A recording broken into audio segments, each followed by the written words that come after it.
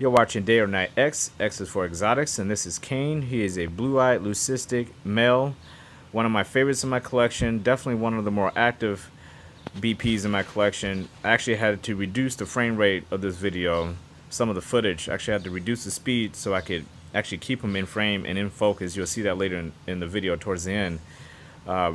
Makes filming him quite difficult, just like my male vanilla, my male pinstripe, my male lemon blast. Males tend to be a little bit harder to film in my experience than the females. The females kind of just stay in a ball, ball python. Obviously, they kind of just wrap themselves up in a ball and try to hide their heads. These males, when I get them outside, especially, they take off, and it makes it very difficult to film. This guy in particular, he's one of the better feeders in my collection. I mean, this guy eats really well. He sheds extremely well. And he is a very laid-back, docile animal, even though his behavior in this video, because he can't sit still to save his life in this video, or most videos. The older he gets, he's getting a lot more active when it comes to that. He's an awesome animal to photograph, though, and I love photographing him and filming him. One of the things I love about these types of ball pythons is the reaction people get, or give you, I should say, when they see them, especially ones who don't quite know all the different morphs, and their brains, they're thinking ball python, okay, the one I saw in the zoo, it's brown, it's black, it's dark brown and black, it has some golds in it, what we would think of as a normal ball python.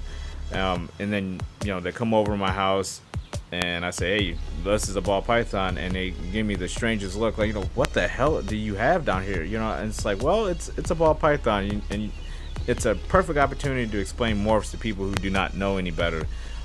Usually animals like this blue-eyed leucistic, my piebald, my albino, my banana spider, those types of animals entice and provoke conversation for people who don't know anything about ball pythons in particular.